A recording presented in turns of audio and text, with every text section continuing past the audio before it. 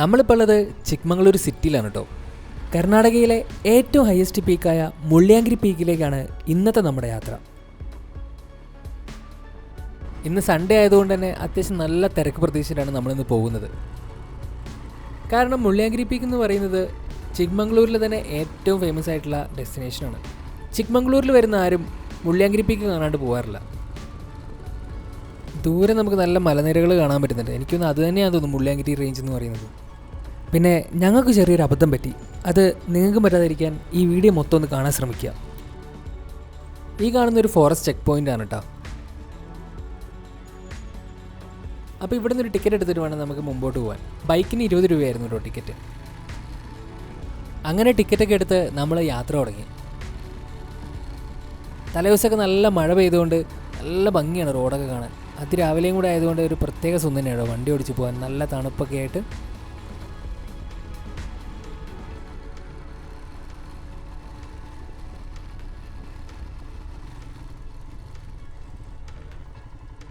ഈ കാണുന്ന പോയിന്റിൽ നിന്ന് കേട്ടോ നമ്മൾ ഹെയർ പിൻസ് ഒക്കെ സ്റ്റാർട്ടാവുന്നത്. അധികം ഹെയർ പിൻസ് ഒന്നുമില്ല, ചെറിയ വളവുകൾ എന്നൊക്കെ പറയാൻ മാത്രമേ ഉള്ളൂ. വലിയ ഹെയർ പിൻസ് ഒന്നും പറയാനില്ല. അതേപോലെ റോഡ് ഇടയ്ക്ക് ഇത്തിരി മോശമാണ്, പക്ഷേ ഒരു 80% റോഡ് ഓക്കെയാണ്. വലിയ സീനായിട്ടുള്ള റോഡൊന്നുമല്ല, നല്ല സീനിക്കായിട്ടുള്ള റൂട്ട് തന്നെയാണ്.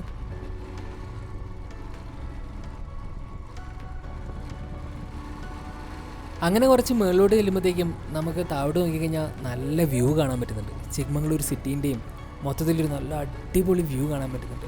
ഏർലി മോർണിംഗും കൂടെ ആയതുകൊണ്ട് ഒരു പ്രത്യേക ഭംഗി തന്നെയാണ് അത് കാണാൻ.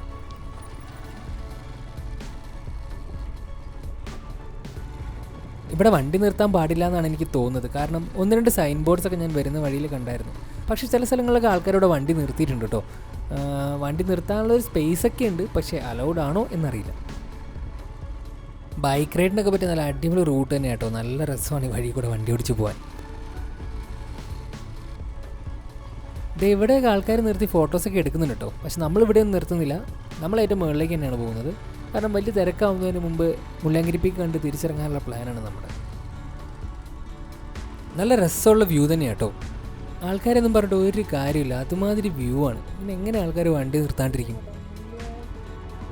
ചിക്മംഗ്ലൂർ സിറ്റിയിൽ നിന്ന് ഏകദേശം 30 കിലോമീറ്ററാണ് മുള്ളിയാങ്കിരി പീക്ക് വരെയുള്ളത്. ഏകദേശം 1 മണിക്കൂർ കൊണ്ട് തന്നെ നമുക്കിത് കവർ ചെയ്യാൻ പറ്റും. ഞങ്ങൾ രാവിലെ ഏകദേശം 6:45 ആയപ്പോഴത്തേക്ക് ഇറങ്ങിയായിരുന്നു. ഏകദേശം 7:30 ആയപ്പോഴത്തേക്കും നമ്മളതിൻ്റെ മുകളിലേക്ക് എത്തി.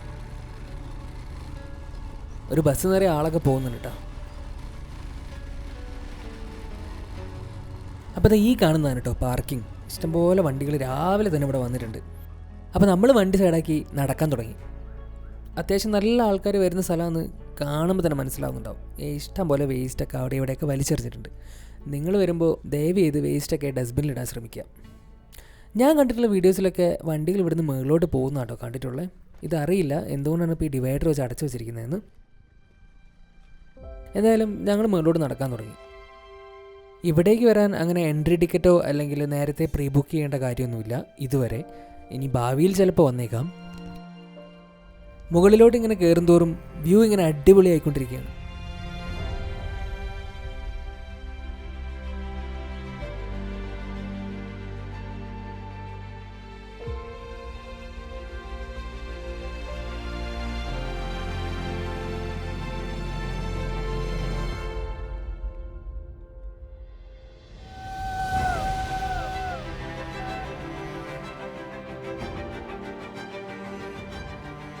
ഈവൻ അത്രയും വണ്ടികളൊക്കെ താഴെ ഉണ്ടായിരുന്നെങ്കിലും നമുക്ക് അത്രയും ഓവർ ക്രൗഡഡ് ആയിട്ടൊന്നും ഈ പ്ലേസ് തോന്നിയില്ല. കാരണം ഇത് നല്ലോണം വ്യാപിച്ചു കിടക്കുന്നൊരു സ്ഥലമായതുകൊണ്ട് തന്നെ അത്യാവശ്യം നല്ലൊരു ക്രൗഡിനെ താങ്ങാനുള്ളൊരു കപ്പാസിറ്റി ഇതിനുണ്ട്.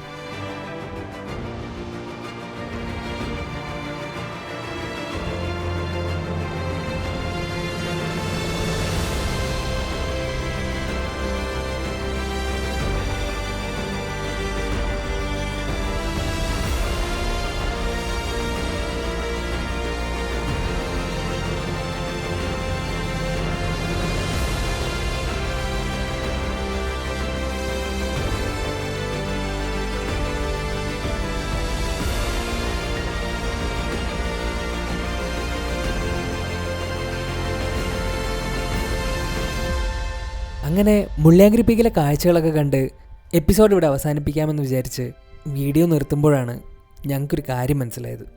ഞങ്ങൾ പോയതല്ല ശരിക്കുള്ള മുള്ളിയാങ്കിരി പീക്ക്. ഇവിടെയായിരുന്നു നമ്മൾ വണ്ടി പാർക്ക് ചെയ്തിരുന്നത്. അപ്പോൾ അവിടെ വണ്ടി പാർക്ക് ചെയ്ത് നമ്മൾ നടന്ന് ഈ കാണുന്ന പോയിന്റിലെത്തി. ഇവിടം വരെയാണ് നമ്മൾ വന്നത്. എന്നാൽ ശരിക്കുള്ള മുള്ളിയാങ്കിരി പീക്ക് എന്ന് പറയുന്നത് ഇതല്ലായിരുന്നു കേട്ടോ. അവിടുന്ന് നമുക്ക് ഇനിയും മുകളിലോട്ട് പോകാൻ പറ്റുമായിരുന്നു. കുറച്ച് പേരൊക്കെ അങ്ങോട്ട് കയറി പോകുന്നതൊക്കെ നമ്മൾ കണ്ടായിരുന്നു. പക്ഷെ നമ്മൾ അത്രയും കാര്യമാക്കിയില്ല അത്.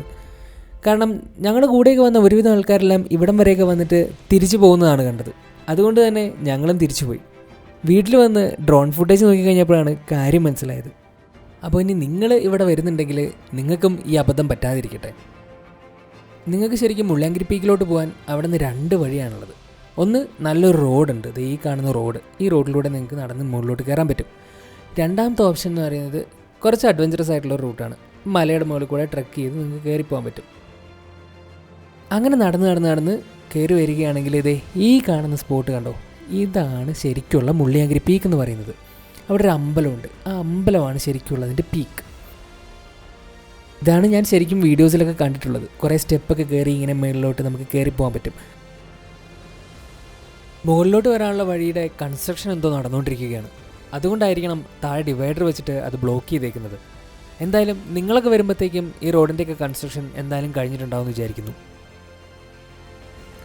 ഇനി ഇൻ കേസ് ഇതിൻ്റെ കൺസ്ട്രക്ഷൻ കഴിഞ്ഞിട്ടില്ലെങ്കിലും നിങ്ങളിതിൻ്റെ മുകളിൽ വരെ പോകാൻ വേണ്ടി ശ്രമിക്കുക കേട്ടോ. കാരണം ഞങ്ങൾക്ക് പറ്റിയ അബദ്ധം നിങ്ങൾക്ക് പറ്റാതിരിക്കട്ടെ.